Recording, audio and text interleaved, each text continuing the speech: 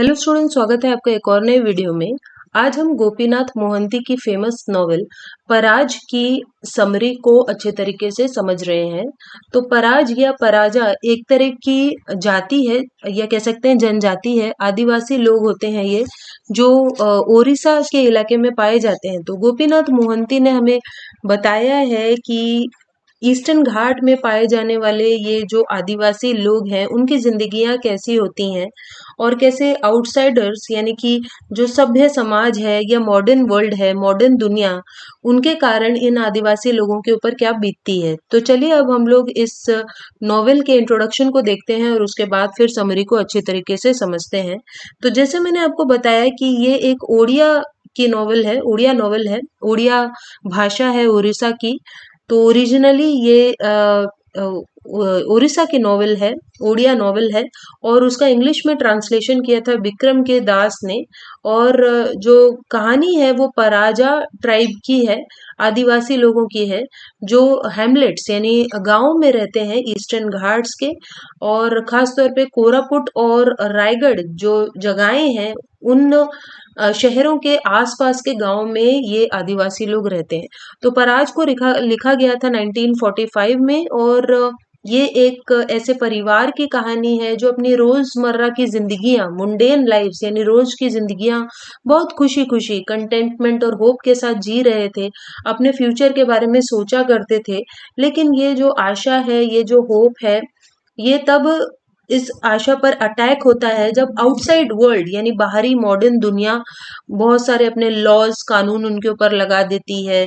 और state administrators यानी कि जो सरकार है, वो उन्हें उनकी मदर नेचर से अलग कर देती है। यानी जब इन आदिवासी लोगों को माँ प्रकृति से अलग कर दिया जाता है, नेचर से अलग कर दिया जाता है, तो उनके ऊपर क्या बीतती है।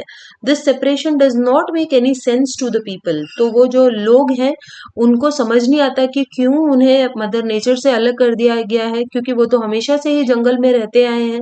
और जहाँ जो कुछ भी वहां उगाते थे, जो भी प्रोड्यूस करते थे, उसे वो अपना मानते आए थे। तो क्यों उन्हें अलग कर दिया गया, इसके बारे में वो सोचते हैं।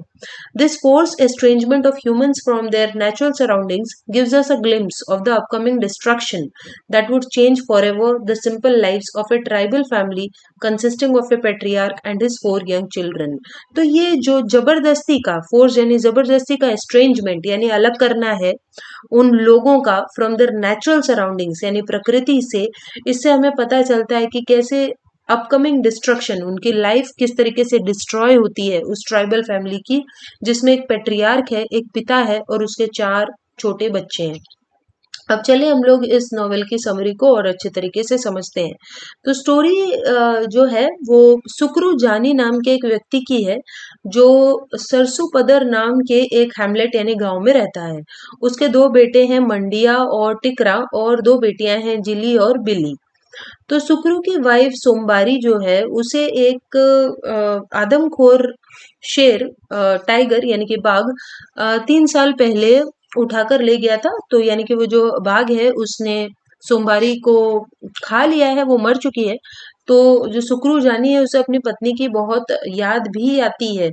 लेकिन एज दास रिमार्क्स, तो यहाँ पे जो दास वर्ड है वो बेसिकली विक्रम के दास के लिए आया है। जो विक्रम के दास यानी जो ट्रांसलेटर है इस नॉवेल के, वो हमें बता रहे हैं कि किस तरीके से जो जानी है, उन्हें ये जो पूरी घटना है कि उनकी पत्नी मारी गई है, उनकी पत्नी को एक बाघ ने मार दिया है, वो इस इवेंट को कॉम्प्रिहेंड कर सकता है, वो इस चीज को समझ गया है और एक्सेप्ट भी कर लिया है। इसीलिए क्योंकि ये उनके रोजमर्रा की जिंदगी का पार्ट एंड पार्सल है। उनके लाइफ में ये सब होता रहता था कि बहुत बार जो जंगली जानवर हैं वो उनको मार दिया करते थे।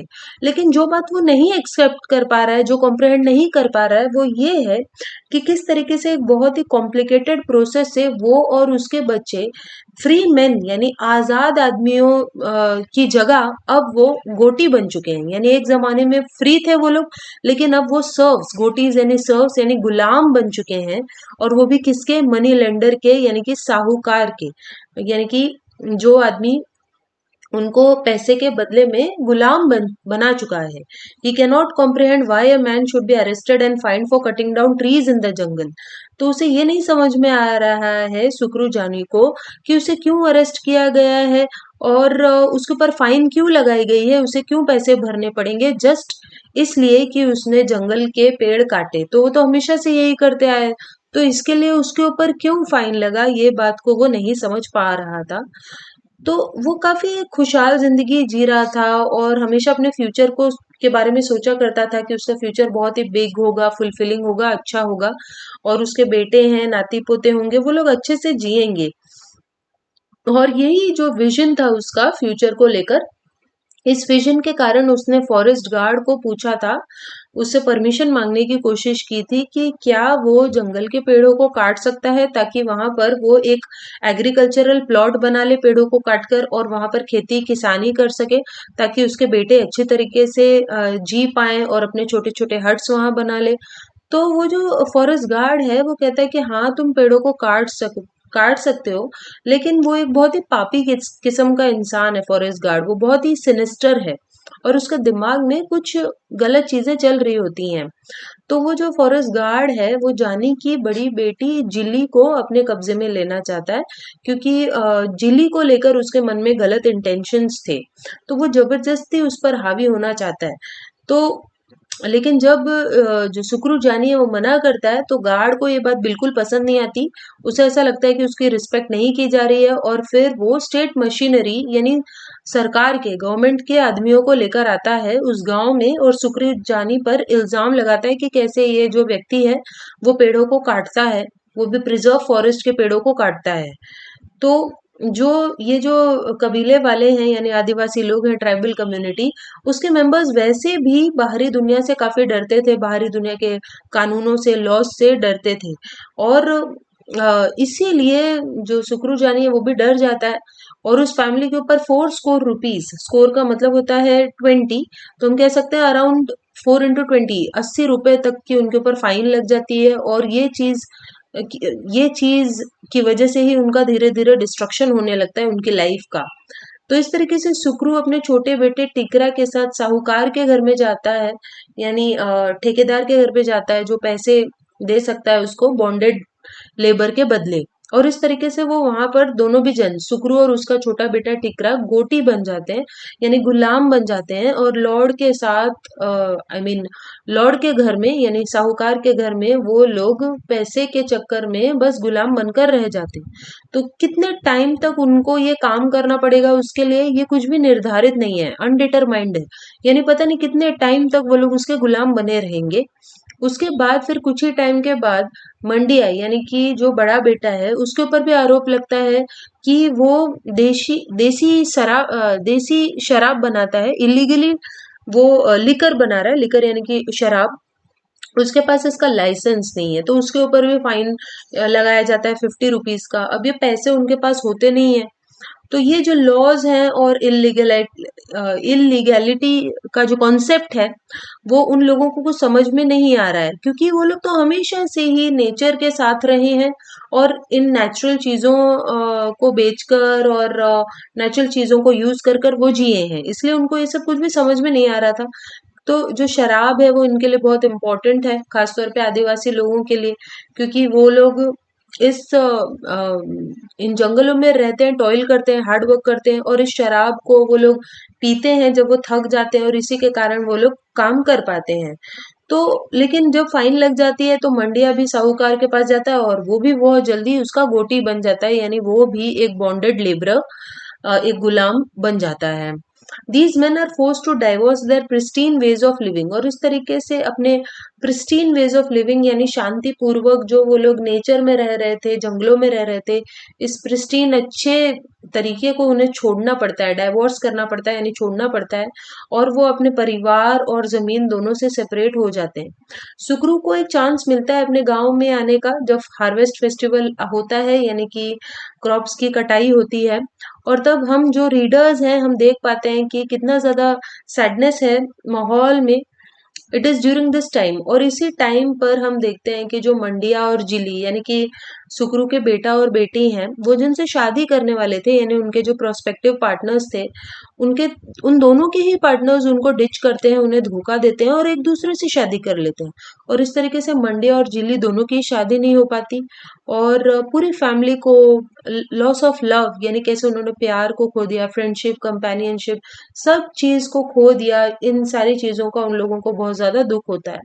उसके बाद हम देखते हैं कि कैसे दोनों बेटियां जिली और बिल्ली अपने घर में अकेले बच जाती हैं और वो किसी भी तरीके से अपने आप को सस्टेन करने की कोशिश कर रही हैं। उनके पास बिल्कुल पैसे नहीं है, काम नहीं है और इसीलिए वो माइग्रेंट लेबरर्स, यानी कि किसी दूसरी जगह पर जाकर वो मजदूरों का काम करने लग जाती हैं, अपने गांव से शिफ्ट हो जाती हैं।